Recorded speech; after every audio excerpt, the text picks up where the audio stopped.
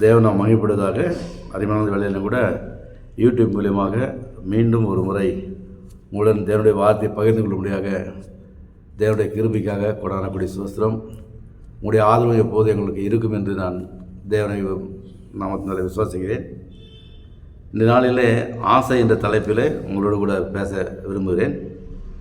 ஆசை என்பது ஆசை வைப்பது தவறா? ஆசை கொள்வது யார் மீது ஆசை செய்கிறோம், என்ன செய்கிறோம், எதன் மீது ஆசை வைக்கிறோம், வேதம் என்ன சொல்கிறது? ஆசை என்பது மனைப்பிள்ளை மேலே ஆசை வைக்கிறோமா, இல்லை பொருள் மேலே ஆசை வைக்கிறோமா, நிலங்கள் மேலே ஆசை வைக்கிறோமா, இல்லை தேவன் மீது ஆசை வைக்கிறோமா, இல்லை உற்றார் மீது ஆசை வைக்கிறோமா? அந்த ஆசையிலிருந்து பிரசங்கின் புத்தகம் 6ஆம் அதிகாரம் 9ஆம் வசனம் சொல்கிறது, ஆசையானது அலைந்து தேடுகிறதை பார்க்கலாம், கண் கண்டதை நலம், இதுவும் மாயும், மனதுக்கு சஞ்சலப்படுத்துமாய் இருக்கிறது அப்படின்றார்.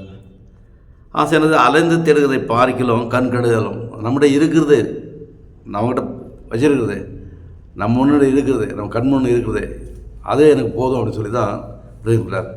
நம்ம இங்கே போய் அங்கே தேடி இதை பண்ணி அதை பண்ணி பார்க்கறத விட ஆசை அலைந்து தேடுகிறதை பார்க்கலாம், கண் கண்டதே நலம்.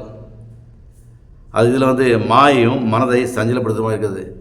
நம்ம ஆசைப்பட்டு ஒரு பொருளை வாங்க போகிறோம், அது கிடைக்கலனாக்கா மனசு சஞ்சலமாகிடும். ஆசைப்பட்டது கிடைக்கலன்னும் போது மனசுக்கு வேதனையாக இருக்கும். ஆசைப்பட்டது செய்ய முடியலன்னும் போது மனசுக்கு வேதனையாக இருக்கும். ஒரு இடத்த வாங்கலான்னு போவோம், ஆசைப்பட்டிருப்போம், அதை வாங்க முடியலனாலும் அதுக்கு சஞ்சலமாக இருக்கும். அதுதான் ஆசை. ஆசை என்பது என்ன? அடுத்தது ஆசை. ஒரு மனிதனுக்கு தேவையான அத்தனை பொருட்களும் தேவன் கொடுக்க தயாராக இருக்கார். அதாவது ஒருவனுக்கு தேவன் செல்வத்தையும் சம்பத்தையும் கனத்தையும் கொடுக்கிறார். அவன் என்ன இச்சித்தாலும் அதெல்லாம் குறைவில்லாமல் கிடைக்கும். ஆனாலும் அவர்களை அனுபவிக்கும் சக்தியை தேவன் அவனுக்கு கொடுக்கவில்லை. அந்நிய மனுஷன் அதை அனுபவிக்கிறான். இதுவும் மாயையும் மனதுக்கு கொடிய நோயுமானது. ஒரு மனிதனுக்கு என்பதே நிறைய பார்ப்பான், ஒண்டிகாரனாக இருப்பான், யாருமே இருக்க மாட்டாங்க. அவனுக்கு எல்லா செல்வருக்கும் பணம் இருக்கும், இன்னும் சம்பாதிக்கணும்னு பார்ப்போம், எல்லாம் வச்சுருப்பான். ஆனால் ஆண்டவர் அவனால விருப்பம் இல்லை, எல்லாத்தையும் கொடுப்பாரு. அவன் என்னத்தை கேட்குறது குறைவில்லாமல் கிடைக்கும். ஆனாலும் அவளை அனுபவிக்கும் சக்தி தேவன் அவனுக்கு கொடுக்கவில்லை. சில பேர் நிறைய பொருள் சம்பாதிச்சிருப்பாங்க, நிறைய வச்சுருப்பாங்க, வீட்டு பூரா பொருள் இருக்கும், எல்லாம் இருக்கும். ஆனால் அனுபவிக்கக்கூடிய சக்தி அவனுக்கு இல்லாமல் போகுது. அந்நிய மனுஷன் அதை அனுபவிக்கிறான். இதுவும் மாயும் மனதுக்கு சஞ்சலமாக இருக்கிறது. நிறைய காரியங்களை பார்க்குறோம். சில பேரை வீடு வாங்குவாங்க, அந்த வீட்டில் இருக்க மாட்டாங்க, அந்த வீடு விற்றுட்டு வருவாங்க. வீடு புதுசாக கட்டுவாங்க, அதில் குடியிருக்க மாட்டாங்க, அடுத்தவங்க அனுபவிப்பாங்க. ஆனால் இதெல்லாம் நம்ம இச்சத்தில் நம்ம எச்சிக்கிற சில இதை அதாவது நமக்கு தெரியும் இது கிடைக்கும் இது கிடைக்காதுன்னு சொல்லி இருந்தாலும் அதுக்காக நம்ம ஆசைப்படுவோம். அந்த ஆசை இருக்கக்கூடாதுன்னு சொல்கிறார் ஆண்டவர் சொல்கிறாரு. அந்த மாதிரி ஆசையை இருக்கக்கூடாது. அனுபவிக்கணும், அடுத்த மனசு அனுபவிக்கிற அளவுக்கு நம்ம சேர்த்து வைக்கணும் அவசியமா இல்லை. நமக்கு தேவை என்ன என்பதை அந்த அளவுக்கு இச்சைத்தால் போதும். இச்சை அப்படி என்பது மிகவும் மிகவும் ஒரு சாதாரண விஷயம் கிடையாது. ஆண்டவர் 10 கற்பனையில் இச்சையாது இருப்பாயாக அப்படின்றார். ஒரு பொருள் மேலே ஆசைப்படுறது, இச்சிக்கிறது சாதாரண விஷயம் கிடையாது. அது நமக்கு தேவையா, உண்மையில் நம்ம அனுபவிக்கிற தேவை இருக்கிறதா, அது நமக்கு கிடைக்குமா அப்படின் போது அது பரவாயில்ல. எதை எடுத்தாலும் சாதாரண ஒரு உடம்புல ஷர்ட் பீஸ் வச்சுக்கல, ஆஹா இது நல்லா இருக்குது, இந்த சட்டை தான் நல்லா இருக்குமே நமக்கு. இப்போ நம்ம போட்டு சட்டை போதுமே, அடுத்தது சட்டை பற்றி மாசப்பட அவசியம் இல்லையே, இச்சிக்கணும் அவசியம் இல்லையே. இச்சத்தில் மிக மிக மோசமானது. அதுக்கு அடுத்து சொல்கிறாரு நீதிமொழிகள் 13:12, நெடுங்காலமாய் காத்திருத்தல் இருதயத்தை இழைக்க பண்ணும், விரும்பினது வரும்போதோ தீவிரம் போது இருக்கும். சர்வ திருமண காலத்தில் எடுத்துங்களேன், ரொம்ப நாள் பெண் தேடிக்கிட்டே இருப்பாங்க. திருமணத்துக்காக நிறைய பிரயாசப்பட்டுருப்பாங்க, திருமணம் நடக்கவே இருக்காது. எல்லா காரியத்தையும் அங்கே பார்ப்பாங்க, இங்கே பார்ப்பாங்க, அதை பார்ப்பாங்க, எல்லாம் செய்வாங்க. ஆனால் ஒரு காரியத்தையும் ஈடேறாது. ஆனால் அந்த திருமணக்காரம் ஈடேறும் போது அவங்களுக்கு எப்படி இருக்குமா, ஒரு பழத்தை சாப்பிடும்போது எவ்வளோ இனிப்பு இருக்குமோ அதோட அதிக சந்தோஷமாக இருக்கும். ஆனால் சொல்லார், மனைவி கண்டடைகிறான், நன்மை கண்டடைகிறான், கர்த்தரிடத்தில் தயம் பெற்றுக்கொள்கிறான். அப்போ எது கிடைக்குது அப்படின்போது அது கிடைக்கிற பொருளை வச்சு வரும்போது நீண்ட நாட்கள் ரொம்ப நாள் சில சோர்ந்து போகும். நம்ம பிரயாணம் பண்ணுறது இப்போ ட்ரெயின் போகிறோம்னு வச்சுங்களேன், ட்ரெயின் வர லேட் ஆச்சு, 1 மணி நேரம் ஆச்சு, 2 மணி நேரம் ஆச்சு, 3 மணி நேரம் ஆச்சு, நம்ம சோர்ந்து போய்ட்டு உட்காந்துடுறோம் ஒரு மாதிரி. ஆனால் அந்த ட்ரெயின் வந்து ஆஹா வந்துடுச்சுப்பா, ஒரு பெருமூச்சு விட்டு ஒரு நிம்மதியான ஒரு அனுபவத்தை அங்கே பார்க்குறோம். அதே மாதிரி தான் நம்ம வாழ்க்கையில் நெடுங்காலமாய் காத்திருப்பது இருதயத்தை இழைக்க பண்ணும். இருந்தாலும் கூட கர்த்தருடைய இது விரும்பினது வரும்போதோ ஜீவ விருஷம் போல இருக்கும். அந்த ஜீவ விருஷம் கனி நம்ம வந்து பரவாயில்ல தான் பார்க்க முடியும், அது ஜீவ விருஷம். அது ஆத்மாவுக்கு இளைப்பாறு தரக்கூடியது, ஆத்மாவுக்கு ஆரோக்கியம் தரக்கூடியது. அந்தளவுக்கு அந்த இதை கணித்திருந்தார். அப்போ அந்த ஆசை இருக்கு. அடுத்தது சங்கீதம் 24, அவர் உமது மன விருப்பத்தின்படி உமக்கு தந்திரளி ஆலோசனைகள் எல்லாம் நிறைவேற்றுவாராக. நம்ம ஒரு காரியத்தை செய்ய போகிறோம், நீண்ட நாட்களில் ஒரு வியாபாரம் பண்ணலான்னு பார்க்குறோம், இல்லை ஒரு கடையை வைக்கலான்னு பார்க்குறோம், இல்லை வேறு காரியங்களை ஒரு ஆஃபீஸ் மூலமாக இது பண்ணலான்னு பார்க்குறோம், வியாபாரத்தில் பார்க்குறோம். அப்போது நம்ம நினைச்சது கிடைக்கும் போது மன விருப்பத்தை வரும், நம்ம விருப்பத்தை தெரிவிக்கிறோம், ஆண்டவர்கிட்ட விண்ணப்பம் வைக்கிறோம், வேண்டுதல் செய்கிறோம், ஜெபம் பண்ணுறோம். ஆனால் அவர் சொல்கிறாரு, அவர் உமது மன விருப்பத்தின்படி உமக்கு தந்திரளி உமது ஆலோசனை எல்லாம் நிறைவேற்றுறாங்க. ஆலோசனை கர்த்தர். நம்ம என்ன நினச்சிட்டு இருக்கோமோ, நம்ம மனசில் என்ன நினச்சிட்டு இருக்கோமோ அந்த ஆலோசனையெல்லாம் நிறைவேற்ற கர்த்தராக இருக்கிறார். அப்போ இந்த ஆசைப்படுறது சாதாரண விஷயன்றது. எதுக்கு ஆசைப்படுறோம்? உண்மையிலே கர்த்தரோடு இணைந்து இருக்கிறோமா? வேத வார்த்தைகளுக்கு செவி கொடுக்குறோமா? அப்போ ஒவ்வொரு காரியத்தையும் போது தேவனுடைய விருப்பத்துக்கு இணைந்த மாதிரி நம்ம ஆசைப்படுறது தப்பே இல்லை, பேராசையாக தான் இருக்கக்கூடாது. சங்கீதம் 10:3 துன்மார்க்கன் தன் உள்ளம் இச்சித்ததை பெற்றதினால் பெருமை பாராட்டி பொருளை அபகரித்து தன்னைத்தான் போற்றுகிறான், கர்த்தரை அசட்டை பண்ணுகிறான். மற்ற புறஜாதி மக்கள் பார்க்கும்போது துன்மார்க்கன் தேவனுடைய வார்த்தையை கை கொள்ள மாட்டான், தேவனுடைய கற்பனை கை கொள்ள மாட்டான், அவன் தான் துன்மார்க்கன். அந்த துன்மார்க்கமாக இருக்கிறவங்களுக்கு அவனுக்கு கேட்டது விரும்பினதை பெற்றுக் கொடுத்தனால் பெருமை பாராட்டும். ஒரே ஆஹா எனக்கு கிடைச்சி போச்சு. அந்த பொருள் அபகரித்தை தன்னைத்தான் ரொம்ப பெருமை பாராட்டுவான். ரொம்ப பெருமைடா, நான் போனேன், கொள்ளடிச்சிட்டேன், கொண்டு வந்துட்டேன், எல்லாம் செய்துட்டேன் அப்படின்னு சொல்லி பெருமைட்டான். ஆனால் என்னென்ன பண்ணாங்க? கர்த்தர் யார் என்பதை மறந்துவிடுவான், அசட்டை பண்ணுகிறான். அப்போ தேவனை சுத்தம் மறந்துடுறான். அவன் செய்த காரியம் என்ன? தவறான காரியம். பெருமை, தன்னைத்தானே உயர்த்துகிறான். நான் தான் நான் கொள்ளடிச்சிட்டு வந்துட்டேன், நான் பெற்றுக்கொண்டேன், நான் வாங்கினுட்டேன், எல்லாம் செய்துட்டேன், அது ரொம்ப பெருமை பாராட்டும். ஆனால் நமக்குள்ளே அந்த உள்ளே இருக்கக்கூடாது, அந்த பெருமை பாராட்டக்கூடாது. தேவன் துன்மார்க்கம் ஒன்று தான் இருப்பான். ஆனால் துன்மார்க்கிட்ட அவன்கிட்ட அமைதியே கிடையாது, இளைப்பாறுதலே இல்லை. ஆனால் நீங்களும் நானும் தேவனுடைய பிள்ளைகளாக இருக்கோம். அந்த இளைப்பாறுதலில் பிரவேசிக்கும் போது தேவனுடைய வார்த்தையை கீழ்ப்படிந்து கர்த்தரை நினைக்கும் போது எல்லா காரியத்தையும் அது பண்ணுவோம். அப்போ இந்த காரியத்தை பார்க்கும்போது துன்மார்க்கன் தன் உண்மை உள்ள இச்சதை பெற்றதினால் பெருமை பாராட்டணும். நம்ம பெருமை பாராட்டுறது இல்லை, நமக்கு கிடைக்க நமக்கு கொடுக்குறத கண்டிப்பாக கொடுப்பாரு. கேளுங்கள் அப்போ கொடுக்கப்படும், தட்டுங்கள் அப்போ திறக்கப்படும். நம்ம எதை கேட்குறோமோ அதை அதிகமாக கொடுக்குற தேவனாக இருக்கார். அதனால் நம்ம பெருமை பாராட்டுறது வழியில், ஏன்னா அவர் தான் எல்லாமே தரக்கூடிய தேவனாக இருக்கார். நம்முடைய உள்ளத்தினாலேயோ நம்முடைய செயலினாலேயோ நம்முடைய பராக்கிரமத்தினாலேயோ எதையும் பெற்றுக்கொள்ள முடியாது. ஆனால் தேவன் தருகிற தேவனாக இருக்கார். அவைகள் பொன்னிலம் மிகுந்த பசு பொன்னிலம் விரும்பப்படத்தக்கதும். அப்போ எல்லாத்தையும் காட்டி இன்றைக்கி நிறைய பேர் தங்கத்தை தான் விரும்புகிறாங்க, நகைகளை தான் விரும்புகிறாங்க. விரும்பப்படத்தக்கதும் தேனிலும் தேன் கொண்டிருந்து ஒழுகும் தெளித்தனிலும் மதுரம் உள்ளதாக இருக்கிறது. அப்போ இவ்வளோ பொண்ணு பொருளாக அழிஞ்சு போகிற காரியங்க, அது இன்றைக்கி இருக்க நாளைக்கு போயிடும். ஆனால் தேவனுடைய வார்த்தை பார்த்திங்களா, தேனோட மதுரமாக இருக்கிறது, தேன் கொண்டது ஒழுகு மதுரம் உள்ளதாக இருக்கிறதுன்றது. அப்போது எவ்வளோ தான் தங்கனம் இருந்தாலும் உலகம் முழுதும் ஆதாயப்படுத்திக் கொண்டாலும் தன் ஆத்மா நஷ்டப்படுத்தினால் அவனுக்கு லாபம் என்ன? இதெல்லாம் ஒன்றுமே இல்லை. இந்த ஆசை நமக்கு இல்லை, ஆசை கிடையாது, கிடையாது, எல்லாமே அழிஞ்சு போடுறது. அதான் ஆசை தேவையில்லை. 2 நாளாகவும் 9:12 சோபாவின் ராஜஸ்திரியை ராஜாவுக்கு கொண்டு வந்தவர்களை பார்க்கலாம் அதிகமாய் அவள் ஆசைப்பட்டு கேட்ட எல்லாவற்றையும் ராஜாவாகிய சாலமோன் அவளுக்கு கொடுத்தான். பின்பு அவள் தன் பரிவாரத்தோடு கூட தன் தேசத்திற்கு திரும்பி போனாள். இந்த சோபராஜஸ்திரி சாலமோனுடைய ஞானத்தை பற்றி கேட்கும்படியாக இந்த இடத்துல வந்தாள். வெகுமதியெல்லாம் எல்லாம் கொண்டு வந்தாள். அவள் கொண்டு வந்து பார்க்கலாம், அவள் சாலமோன்கிட்ட இருந்த ராஜாட்ட இருந்து பார்த்ததெல்லாம் ஆசைப்பட்டு எல்லாத்தையும் கேட்டாள். அப்போ ஒரு ராஜஸ்திரி ராஜா கிட்ட கொண்டு வந்து வெகுமதி வந்திருந்தாலும் அவள் என்னென்ன கேட்டாலும் எல்லாத்தையும் கொடுத்து அவளுக்கு விருப்பப்படுத்தும் போது அவளை அனுப்பும் போது ரொம்ப சந்தோஷப்படுத்துவான். அதை வாங்கிக்கிட்டு அவள் தன்னுடைய வெகுமதியை கொடுத்து மீண்டும் பொருள் ஆசைப்பட்டு கேட்டதில்ல, எல்லாத்தையுமே ஆசைப்பட்டு கேட்டது எல்லாவற்றையும் ராஜாவாக சாலமோன் உனக்கு கொடுத்ததால் பின்பு அவள் தன் பரிவாரத்தோடு கூட தன் தேசத்துக்கு திரும்பி போனாள். எல்லாத்தையும் பெற்றுக்கொண்டு அவள் தேசத்துக்கு திரும்பி போயிட்டான். 1 ராஜாக்கள் 5 அதிகாரம் 8 வசனம். ஈராம் சாலமோனிடத்தில் மனுஷர் அனுப்பி, நீர் எனக்கு சொல்லி அனுப்பிய காரியத்தை நான் கேட்டேன். கேதுரு மரங்களாகவும் தேவதார விருஷங்களையும் உம்முடைய விருப்பத்தின்படி எல்லாம் செய்வேன்.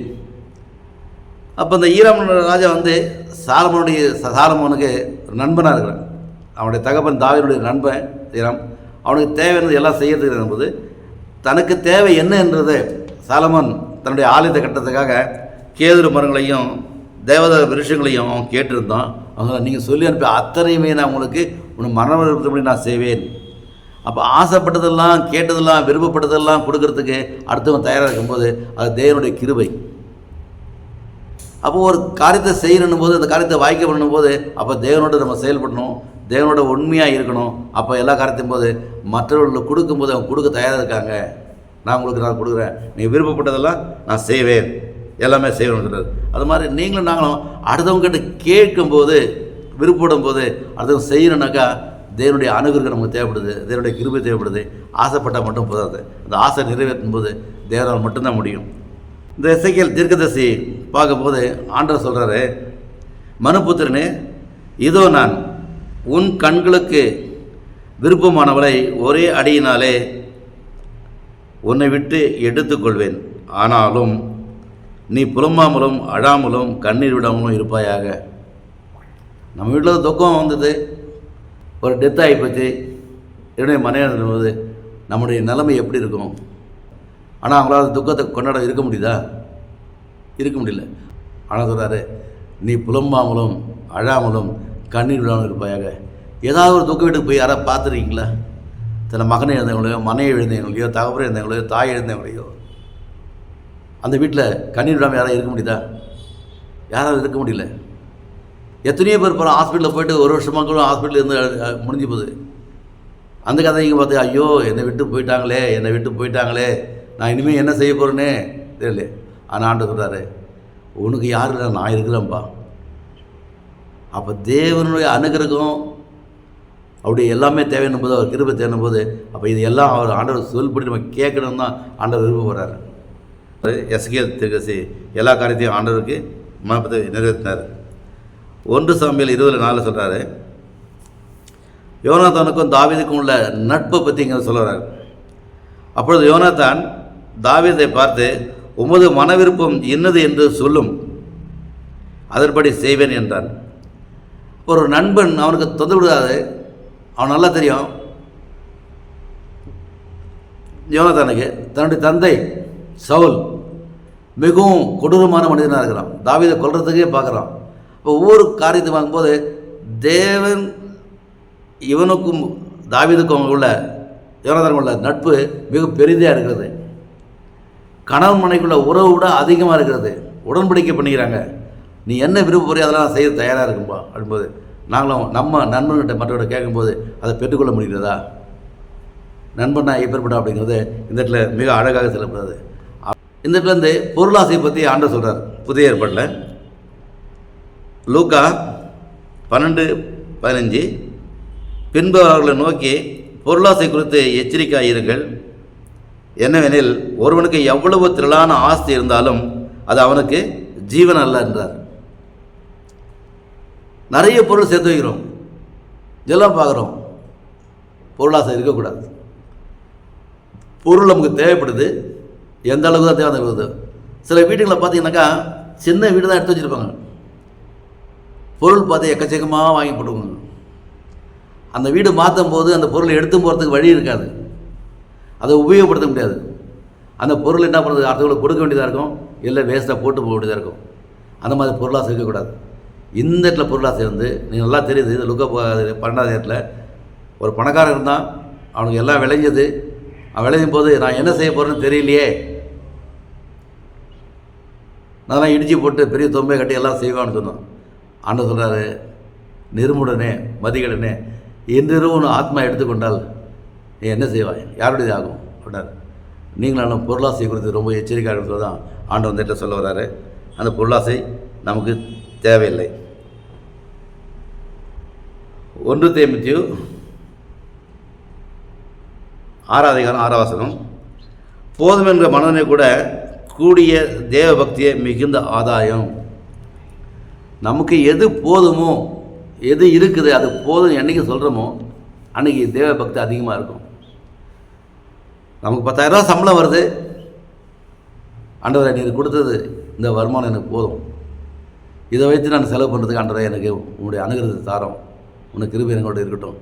ஐயோ 10,000 ரூபா பத்தலை அப்படின்னும் போது பத்தலை தான். பற்றாக்குறைன்னும் போது என்னையுமே பற்றாக்குறை தான். போதும்னு சொன்னால் போதும். நம்ம ஒரு வீட்டுக்கு போகிறோம், சாப்பிட்றோம், எல்லாம் செய்கிறோம், நமக்கு தேவையான அளவு கொண்டு சாப்பிடுவோம். ஐயா போதுங்க அப்படின்றோம். ஆனால் இன்னும் அளவு சாப்பிட்டா என்னாகும், பெருமூசி வாங்கும், உடல் கெடும். அப்போது ஒவ்வொரு காரியத்துக்கும் எல்லாத்துக்கும் ஆவிக்குரிய வாழ்க்கையாக இருக்கட்டும், உலகமான வாழ்க்கையாக இருக்கட்டும், மற்ற பொருளும் இருக்கட்டும், போதும் என்ற மனது கூட இருந்தால தேவபக்தியே ஆதாயம் அப்படின்னு சொல்லிட்டு தீமோத்தேயு பவுல் சொல்ல வர்றாரு. அதனால் இருக்கிற போதும் என்ற மனதனோட கூடிய தேவபக்தியே மிகுந்த ஆதாயம். பணாசை இல்லாதவர்களாக இருந்து போதுமான மனது கூட இருந்தால் உங்களை விட்டு விலகுவதும் இல்லை, உங்களை கைவிடுவதும் என்றார். அப்போ இந்த வார்த்தை நம்ம கேட்கும்போது பணாசை இல்லாதவர்களாய் நடந்து போதுமான மனதோட நீ இருந்தால் உன்னை விட்டு விலகுவது உன்னை கைவிடுவது சொல்கிறேன். ஆனால் சொல்கிறார், நான் உன்னோட கூட இருக்கிறேன்பா, எதுக்கு நீ பணாசைப்படுறது, போதுமென்ற மனசனை கூட இரு. அப்போ நம்ம தைரியமாக எல்லா காரியம் செய்யலாம்ல. அவர் இருக்கும்போது நமக்கு என்ன வருத்தம் இருக்குது, அவர் இருக்கும்போது நமக்கு என்ன கஷ்டம் இருக்குது, அவர் இருக்கும்போது நமக்கு என்ன வேதனை இருக்குது. அப்போ தேவையில்லையே. ஆண்டவரே இது போதும் ஆண்டவரே, இதில் எனக்கு பற்றாக்குறை இல்லை, நீ கொடுத்தது மிகுந்த ஆதாயம் இருக்குது அப்படின் போது அவர் சொல்கிறார், உன்னை விட்டு விலகுவதும் இல்லை, உன்னை கைவிடுவதும் இல்லைன்னு சொல்கிறார். 1 தீமோத்தேயு 6:10 நீங்கள் படிச்சிங்கனாக்கா அதில் மிகவும் இன்னும் அதிகமாக சொல்லுறாரு. பணாசை எல்லா தீமைக்கும் வேறாக இருக்கிறது, பணாசை எல்லா தீமைக்கும் வேறாக இருக்கிறது, அதை இச்சித்து விசுவாசத்தை வழுவி உருவ குத்துகிரதமாக இருக்கிறது அப்படின்றார். அப்போ இந்த காரியத்தில் பார்க்கும்போது நம்ம இதிலிருந்து என்ன புரிஞ்சுக்கிறோம், பணம் தேவைப்படுதான். இந்த உலக வாழ்க்கையில் போது பணம் முக்கியம். பணம் எல்லா விதத்துக்கும் உதவும். பணம் இருந்தால் தான் விருந்து வைக்க முடியும், பணம் இருந்தால் தான் எல்லாம் செய்ய முடியும், பணம் இருந்தால் ஒன்றும் செய்ய முடியாது. நம்ம துணிமணி பணம் தான் தேவை. ஆனால் பணத்தின் மீது ஆசை கொள்ளாதே, பணம் உன்னை தேடி வரணும், பணத்தை தேடி நீ போகக்கூடாது. அப்போ இருக்கும்போது விசுவாசத்தை வழுவி உருவ குத்துக்கு தான் இருக்கிறது, கீழே விழுந்து போடுவோம். எனக்கு தெரிஞ்ச ஒரு குடும்பம் இருந்தது, அந்த குடும்பத்தில் ஜபத்துக்காக போயிட்டு இருந்தேன். அவன்கிட்ட இருக்கும்போது சில காரியங்களை சொல்லும்போது அவங்க சொல்லும்போது என்ன அப்படின்னு சொல்கிறீங்க அப்படின்னு. ஆமாம்மா, இந்த பொருளாசை இருக்கக்கூடாது. அவங்க ஃபைனான்ஸ் நடத்திட்டு இருந்தாங்க.